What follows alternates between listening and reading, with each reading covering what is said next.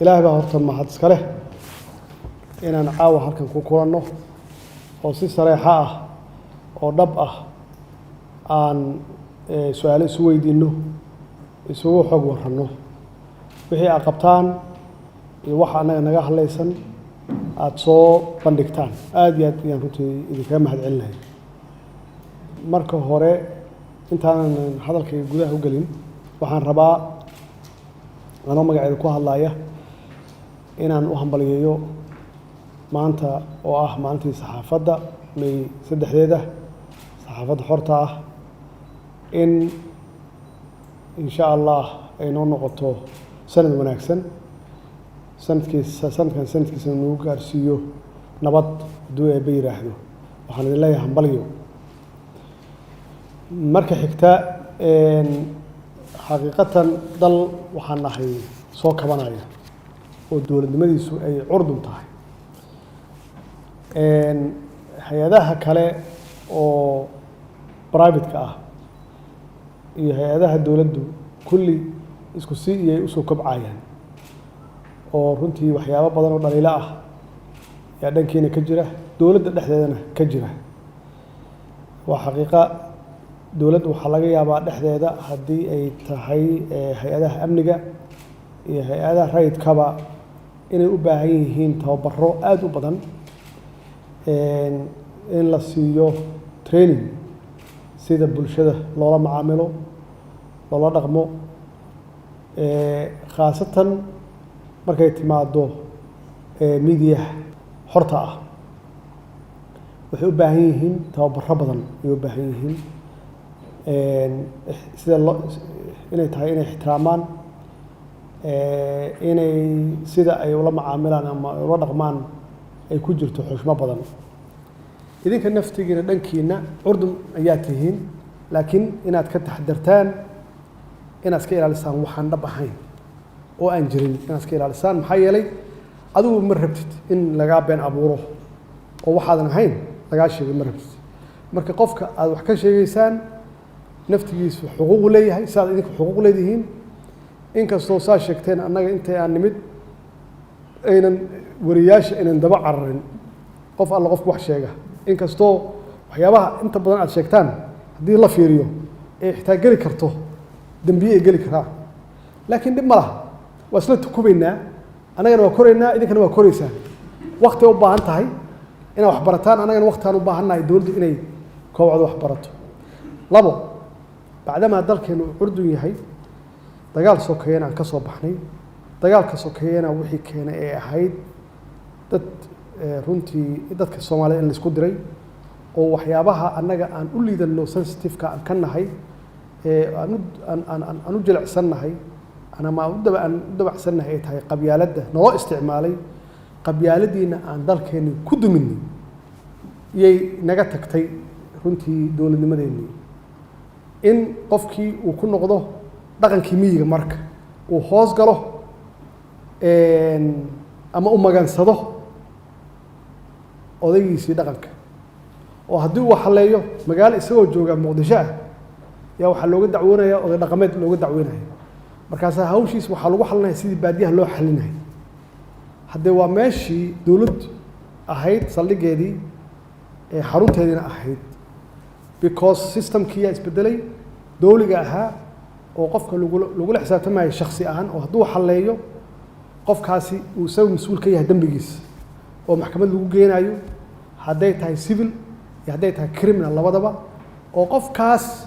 aan loo raacanayn qof kale haddii uu leeyahay qof kale walaal iyo hadduu qaraabo leeyahay loo raacanayn marka waxaa la rabaa inaan lagu celin marka oo dadkii aanan kicin lagu samaynin iyo maxaa la yidhaahdaa la soo xasuusin wixii dhibka keenay oo dalkeena dumiyey oo adduunka naga reebay oo dowladnimadii noo diiday iyo systemkii oo qof walba oo wax garanaya ama dadka wax tari lahaa uu isaga tegay dalkii bacdamaa uusan ku helaynin cadaalad uusan ku helaynin muuqaalada marka aada muujinaysaan muuqaalada sax waxaa laga yaabaa xoogaa in telefishinka uu ku helayo rating fiican oo ay dadka xiiseeyaan oo la daawado laakiin rikoor ay galaysaa ogaada image-ka dalka iyo iyada naftiga wax u dhimaysa marka adigu intii aad qayb ka noqon lahayd dhismaha dalkaaga ama dowladnimadaada waxaad qayb ka tahay wax loo isticmaalo Soomaaliya inay tahay failed state dal burburay dad burburay meel aan lagu noolaan karin maxaan ku raadaa meel aysan dowlad ka jiri karin marka waxaan idinkula dardaarmayaa inay qayb ka noqon wax alla waxa image-ka dalka ka hadlayna ayaan dhow waxaa yimid oo ku soo dhuuntay meeshan nin ruush ah oo maray meelaha ugu xun magaalada oo ka sameeyay documentary Soomaalidu runtii si fiican ay yeeleen waa ku kaceen waana ka xumaadeen sida ninkaas uu u haleeyay sumcadda iyo bilicda magaaladan iyo dalkeenaba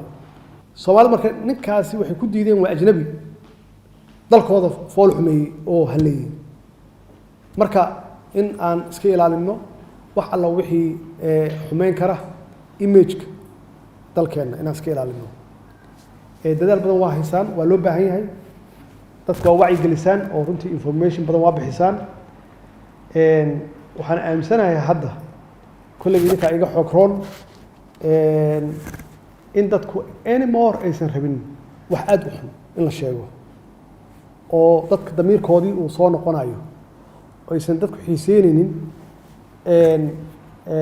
ama fake news ama negative images inaysan rabin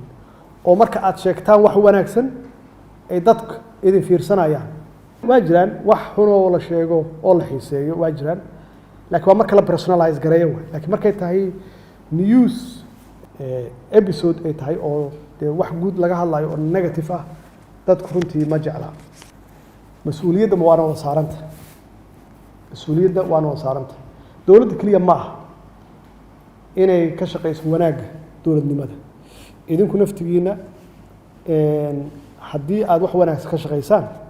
dowladdu waa ku dhaleeli kartaan maxay wax wanaagsan uga shaqeyn weyne marka dowladda mas'uuliyadda saaran idinkana waa saaran tahay ma aha annaga inaan titleskii magacyadii haysano aan ku khasbannahay kaliya ma aha idinku naftigiina titleska waa haystaan laakiin titleskiina waa title private ah mas'uuliyaddu waana wada saaranta haddii aad aragto wax khaldan inaad investigation aad samayso oo aadan la boodin hal dhinac kaliya aadan qaadan oo aad balanced wixii noqdaan oo aad dhegaysato dhanka kale wax ay sheegaan waa aragtaa wax xun inay jirto waa qaadanaysaa wax xun laakiin waxaa ogaanaysa waxaad dabagelaysaa dhanka kale oo xumaatada sameynaya maxaa ku kalifa xumaatada inay sameeyaan macnaha markaas qofkii cadaalada u samaysa wuxuu ogaanayaa qofkii marka inuusan khalad ku noqon waxa laga yaabaa inuu idin sheego sabab jirta oo aadan ogeyn laakiin iyada naftigeeda ay muhiim tahay in la sheego marka in newska aad sheegaysaa naftigiisa uu ahaado news balanced ah oo uusan dhinacna u janjeerin waxaan aaminsanahay inuu jiro koboc maalin walba dee waxbaa la baranayaa sida aad sheegteen oo aad qirteen in isbeddel badan oo ku dhacay xiriirka aad la leedihiin dowladda inay ka wanaagsan tahay ama sida laydinla macaamilo inay ka wanaagsan tahay sidii hore oo mar ka dambeysaba la arkaayo improvement horumar la arkaayo waa dhab weeye hal mar dee wax walba ma dhici karaan in la sameeyo maalin walba waxbaa laga baranayaa marka waxaan aan leeyahay annagana aan dadaalno dowlad ahaan oo waa kobceynaa tartiib yaan u tallaabsanaynaa meesha aan rabno intay rabta nagu qaadato idinkuna naftigiina dadaala waxa aan ka wada shaqeynayno runtii wax kala fog ma aha waxaan ka shaqeynayno waxay tahay in dalkan istaago in dowladnimadeena ay xoogeysato way waxaan ka wada shaqeynayno taas way waxa maalin walbaba si hadda aad sheegteen ay u yaraanayso geerida ama dhimashada la beegsanayo wariyaasha inta aan dalka u nabad noqonayo wariyaasha riskigooda waa yaraanaya haddii dalku uu galo chaos ama dhibaato u galo waa khasab waa la beegsanayaa wariyaasha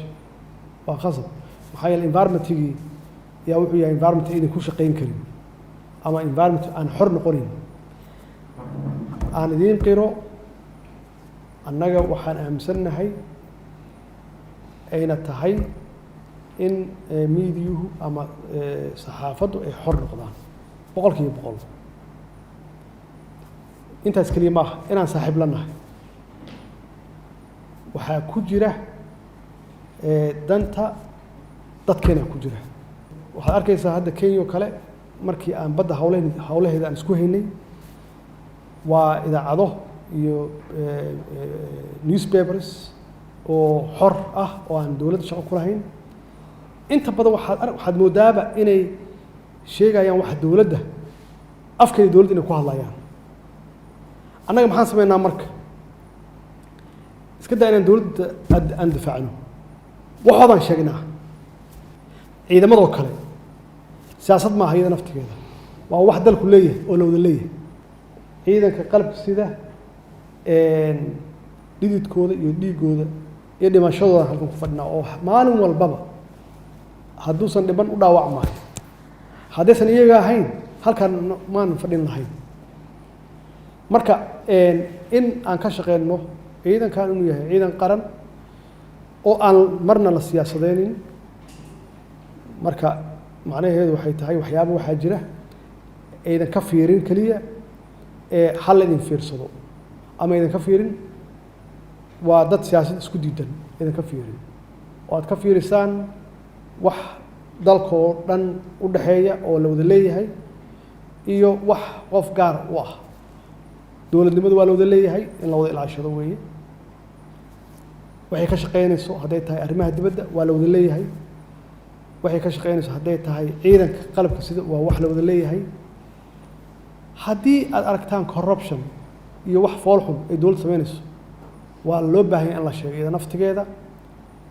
adigoo siinaya fursad meesha wax ka hadlaysan yihiin yah inaad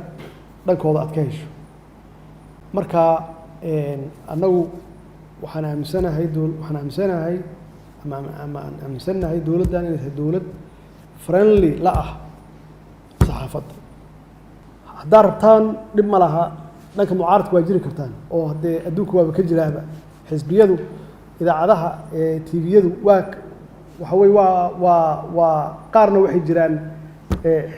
xisbi way jiraan qaarna xisbi kale taageeraan waa dhib ma laha taas waa siyaasad oo ah dowladdu maxay dhaqaalaha ka qabatay dowladdu maxay ka qabatay arrimaha caafimaadka markaas joogta oo la sheegayo waa wax feer ah waay laakiin wax markay ay tahay wax naga wada dhexeeya siyaasad ma ah xisbina ma ah waa wax u baahan inaan ilaashano haddii kale dee wixii oo dhan baa dumi kara waxaad ka hadashaan markaas meesha ma yaallo marka idinku naftigiina inaad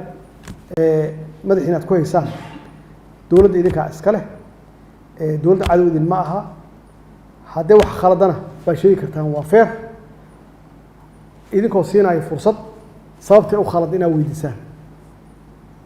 marka waxaan rajeynayaa inaan su-aalihiin idinkaga jawaabay aan idinla wadaagay ama idinla qaybsaday fursaddan munaasabaddan may 3 oo dee maalinta ah saxaafadda in sha allah sidaan aan isugu badanno hadba marka wixii jira oo xaaladaha jirana aan iska wareysanno